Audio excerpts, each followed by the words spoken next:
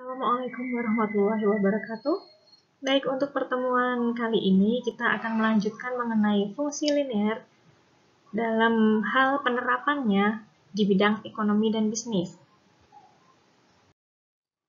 Kita awali dari beberapa pengertiannya dulu dari definisinya. Fungsi permintaan itu adalah hubungan variabel dari harga dan variabel jumlah atau barang atau jasa yang diminta. Jadi ada harga, ada juga jumlah. Kalau yang kemarin di fungsi linear itu kita menggunakan X dan Y, untuk saat ini kita ganti X-nya dan Y-nya menjadi harga dan jumlah.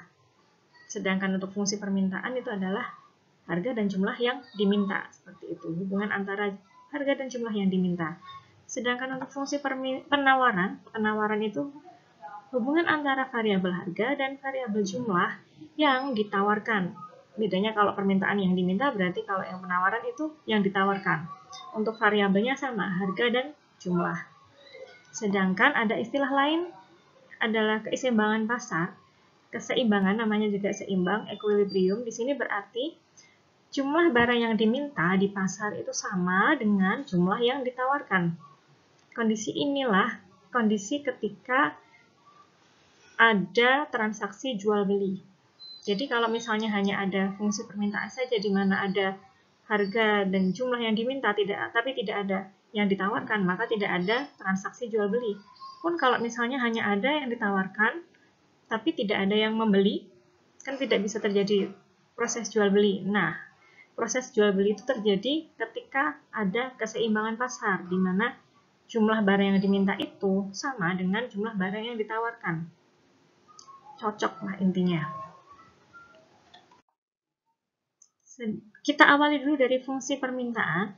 Jadi di permintaan ini ada hukum permintaan, di mana ketika harga itu naik kondisinya, maka otomatis jumlah produk yang diminta oleh konsumen itu akan berkurang. Ya seperti misalnya kita mau belanja buku misalnya, atau belanja pakaian. Pakaian kalau misalnya itu dijual 5.000, kita bakal menyerbu untuk beli ya, tapi ketika dia menaikkan harganya menjadi 500.000, kita tidak mau membeli, ya kan? Jauh banget ya antara 5.000 sama 500.000. Tapi di sini bisa kita gunakan untuk membayangkan, maka hukum dari permintaan itu, ketika harga itu naik, maka permintaan akan produk itu akan menjadi berkurang. Pun sebaliknya, ketika harganya turun, berarti nanti jumlah produknya otomatis permintaannya akan bertambah. Di mana ada variabel yang lain konstan, dan nanti fungsinya wujudnya seperti ini, QD sama dengan A min BP. Seperti yang kemarin kita pelajari, Y sama dengan A plus BX. Kalau yang sekarang kita ganti lambangnya menjadi Q dan P. Q itu berarti barangnya, P itu berarti price atau harga, Q itu jumlah produk yang diminta, P itu adalah harga produknya, A-nya menjadi A dan B itu menjadi parameternya. Ketika di fungsi permintaan, nanti nilai B itu pasti tandanya bertanda negatif, yang artinya akan ada kemiringan. Kalau misalnya kita menggambar grafik itu, nanti kemiringan garisnya ke arah bawah, seperti ini. Nanti akan ada kemiringan ke arah bawah ini. Sini ya. Arahnya seperti ini. Ke arah bawah. Nah. Sedangkan kita bisa coba bagaimana kita membuat fungsi permintaan.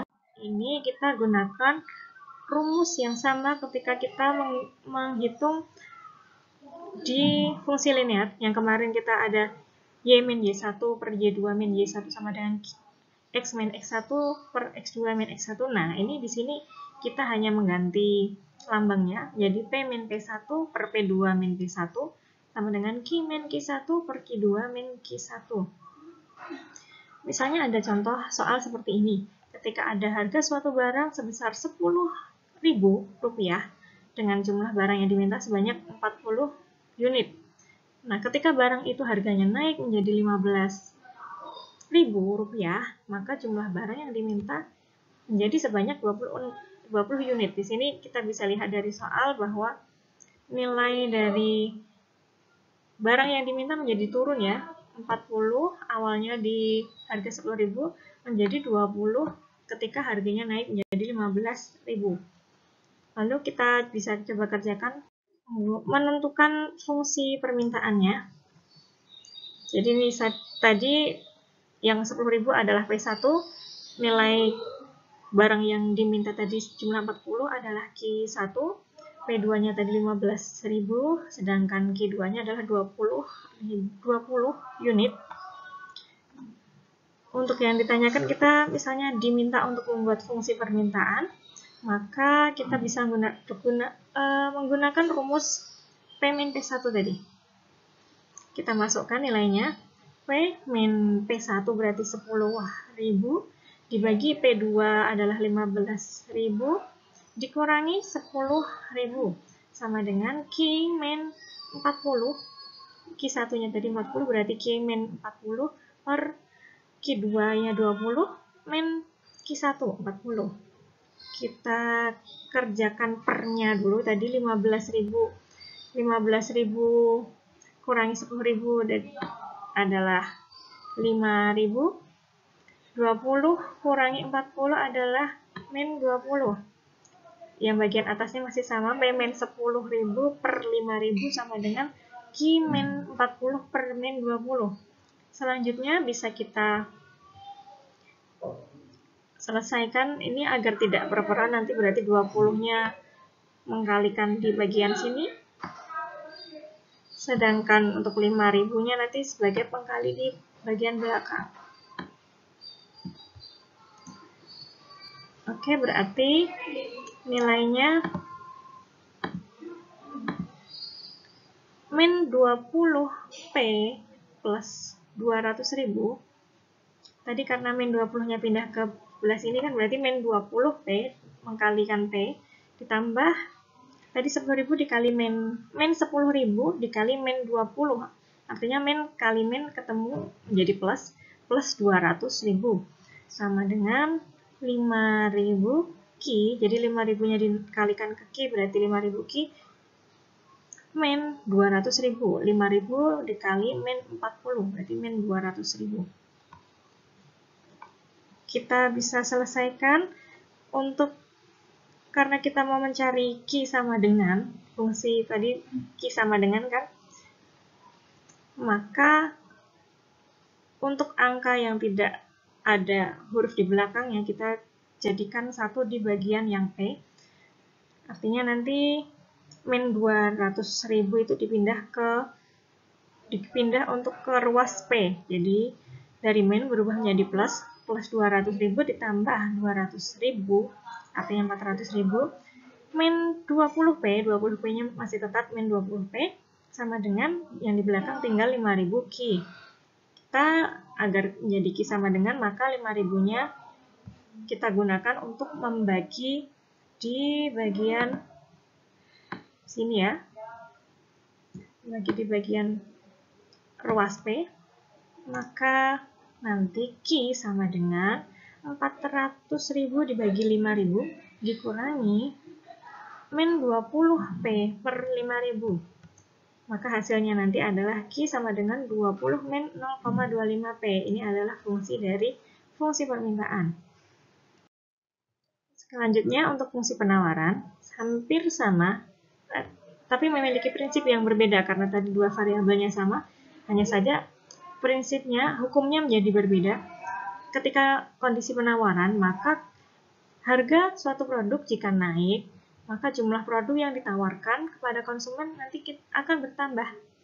Tapi ketika harganya turun, jumlah produk yang ditawarkan pada konsumen nanti akan berkurang.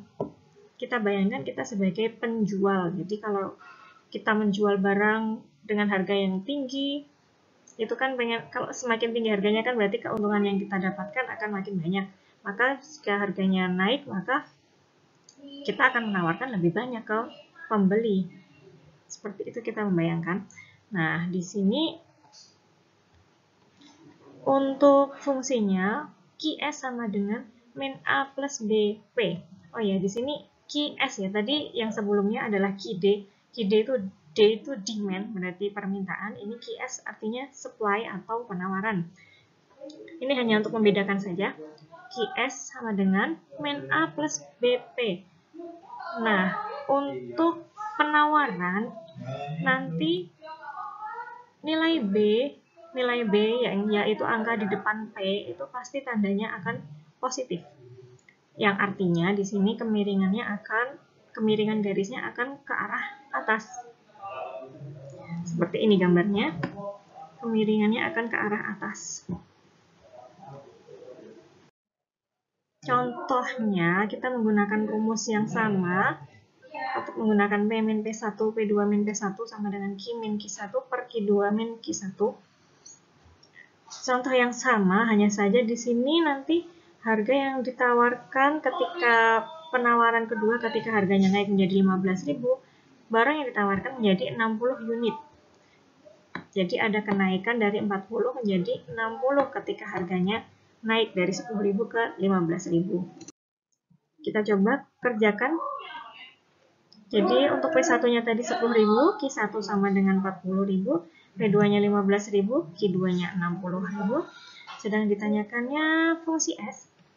Maka kita bisa menjawab dengan rumus. Kita masukkan angkanya P min 10.000 per 15.000 per min 10.000 sama dengan Q min 40 per 60. 60 adalah Q2-nya kurangi 40 Q1. Kita selesaikan pernya tadi. P min 10.000 per 5.000 sama dengan Q min 40 per 20. Kemudian agar tidak berper seperti yang langkah di fungsi permintaan tadi, kita pindahkan pernya menjadi ke ruas satunya. Jadinya 20 P min 200.000 sama dengan 5.000 Q min 200. Kita jadikan Q sama dengan, artinya nanti angkanya pindah ke ruas P, min 200 plus 200 artinya nanti akan menjadi 0. Jadi hanya tinggal 20P. 20P sama dengan 5.000 Q. Jadi Q sama dengan 20P per 5.000. Q sama dengan 0,25P. Di sini kita bisa tahu P-nya di sini positif depannya. Ini adalah fungsi penawaran dari soal tadi. Oke, itu tentang fungsi penawaran dan permintaan. Sedangkan untuk keseimbangan pasar, tadi keseimbangan kan artinya ada titik temu antara penjual dan pembeli. Artinya nanti fungsi permintaan akan sama dengan fungsi penawaran atau QD sama dengan QS.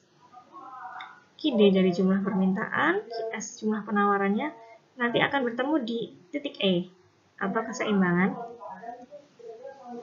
Kita bisa lihat di gambar sini.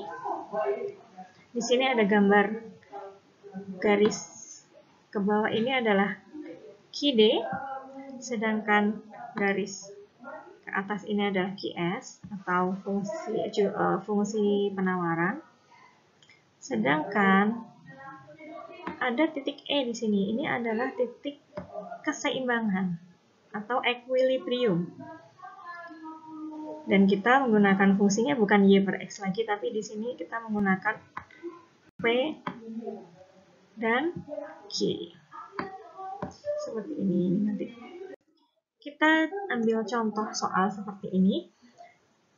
Ada fungsi permintaan akan suatu barang senilai 4 sama dengan P sama dengan 15 min Q, sedangkan penawarannya P sama dengan 3 plus 0,5 Q. Nah, berapa harga keseimbangan dan jumlah keseimbangan yang tercipta di pasar? Dan bagaimana kita menggambar grafiknya? Nah, kita buat diketahui, ditanyakan, dan jawabnya dulu. Tadi diketahui ada PD, fungsinya adalah PD sama dengan 15 min Q, dan PS sama dengan 3 plus 0,5 Q. Karena fungsi itu kan, kalau di rumusnya tadi Q sama dengan, QD sama dengan sama QS sama dengan, maka nilai P ini kita ubah dulu. Kita ubah dulu menjadi Q sama dengan.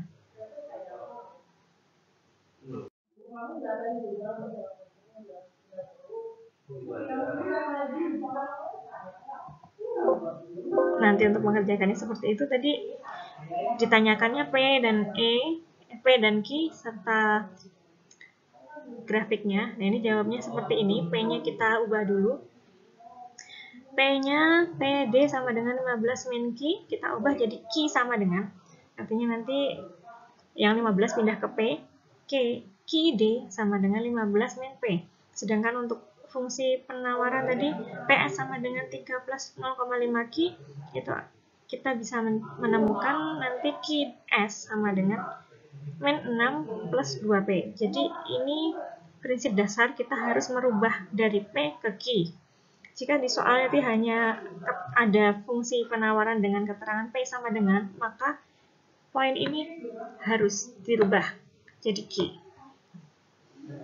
Oke, kalau sudah ketemu Q sama dengan QD dan QS, maka kita bisa menyamadengankan 15 min P itu kita sama dengan kan QD sama dengan QS, artinya nanti QD 15 min P sama dengan QS-nya min 6 plus 2P. Kita jadikan 1 P-nya pindah jadi 3P, min 6-nya juga pindah ke depan, berarti menjadi 21 karena plus 6, 15 plus 6, 21 sama dengan 3P. Artinya nanti kita bisa menemukan P di titik keseimbangan, P equilibrium atau PE sama dengan 7. Setelah itu kita bisa tinggal masukkan angka P ini ke dalam salah satu fungsi. Ke salah satu fungsi Q sama dengan 15 min P misalnya. Kita masukkan nilai P di situ. Nilai P di situ adalah 7. Jadi kita masukkan QE sama dengan 15 min 7 sama dengan 8. Ketemulah nilai Q dan P-nya. Jangan lupa kita tulis di sini Q-nya dulu, baru P ya. Hati-hati, jangan sampai terbalik juga kalau kita mau menuliskan titik. Kita tulis Q dulu, baru P. Oke, itu untuk keseimbangan pasarnya. Untuk soal yang kedua, kita menggambar grafik. Bagaimana cara kita membuat grafik keseimbangan pasar? Nah, ini kan tadi yang ditemukan baru ada satu titik, 8,7. Kita masih perlu memiliki gambar titik-titik lain agar kita bisa membuat garis-garis di kurva kita. Oleh karena itu, kita coba untuk mencari di fungsi permintaan ataupun penawaran, kita cari dua titik bantuan. Untuk di permintaan, kita buat P sama dengan 0 ketika kondisi P sama dengan dan P sama dengan 0 dan Q sama dengan 0. Di fungsi permintaan, ketika P sama dengan 0, P, tadi kan rumusnya P sama dengan 15 min Q. Jadi kita masukkan, misalnya P-nya itu adalah 0, berarti 0 sama dengan 15 min Q. Artinya, nanti Q-nya adalah 15. Berarti nanti ada titik bantuan lagi, selain titik pertama adalah ini, titik kedua ini adalah 15 min 0. Ini titik kedua. 15,0. Jadi titik Q 15 dan P 0. Kemudian misalnya di permintaan itu kondisinya Q sama dengan 0. Q sama dengan 0 kan kita coba masukkan. P sama dengan 15 min Q. P sama dengan 15. Q-nya kita masukkan 0. Berarti 15 kurangi 0. P artinya sama dengan 15. Ketemulah titik yang ketiga, di mana Q-nya 0, P-nya 15. Ini titik ketiga. Kita buat lagi titik untuk menggambar fungsi penawaran. Di fungsi penawaran itu, kita juga sama langkahnya. Jika P sama dengan 0, maka P kita menggunakan rumus fungsi PS, fungsi penawaran. PS sama dengan 3 plus 0,5 Q. Kita masukkan nilai 0 di P. Kita masukkan nilai 0 di P sama dengan 3 plus 0,5 Q. Maka nanti ketemu Q-nya adalah min 6.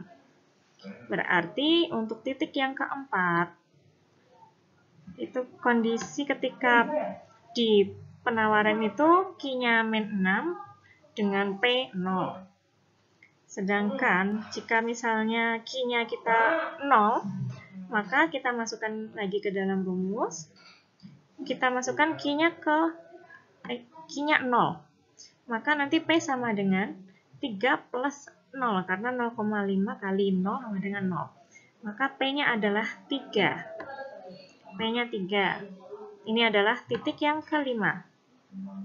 Titik yang kelima, di mana ada nilai Q sebesar 0 dan nilai P-nya adalah 3. Oke, bisa kita gambar sekarang. Oke, ini grafiknya.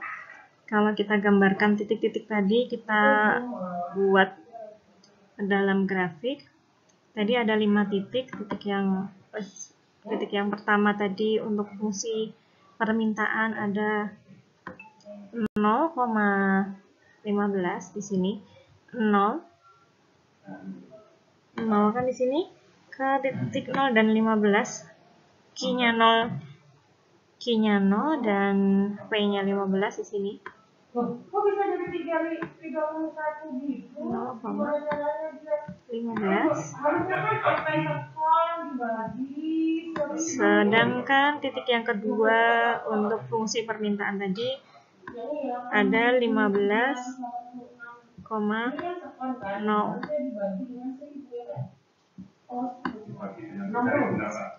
Ini ya. Ini fungsi permintaan, jadi di gambar. Ini yang D, sedangkan untuk fungsi penawaran tadi ada titik min 6,0. Sini min 6.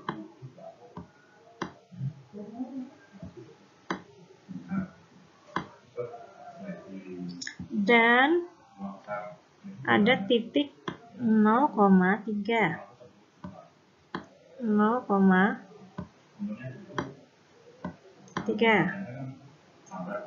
Dan ada titik equilibrium, titik temu antara fungsi permintaan dan fungsi penawaran itu adalah titik 7,8. Mohon maaf tadi 8,7, 8 di Q dan 7 di Y, 7 di P, E-nya 8,7 di sini ya. Nah ini seperti ini gambar grafiknya. Untuk yang penawaran tadi kan kita nemu titiknya hanya di bagian sini dan sini. Ini sebenarnya tinggal kita tarik garis lurus. Ini kan sebenarnya untuk garis ini unlimited ya, seterusnya. Jadi kita gambar garis lurus terus ke atas sampai menemu titik-titik ini dan nanti sampai ke seterusnya. Ini pun iya, sebenarnya tidak hanya berhenti di titik 0, tapi ini sebenarnya tembus sampai ke sini. Untuk yang D, ini pun iya, nanti tembus ke bawah seperti ini. Ini juga akan panjang seperti ini. Seperti inilah contoh membuat grafik dari keseimbangan pasar. Baik, untuk fungsi permintaan dan penawaran serta keseimbangan pasar kita cukupkan sekian. Sekian dari saya. Wassalamualaikum warahmatullahi wabarakatuh.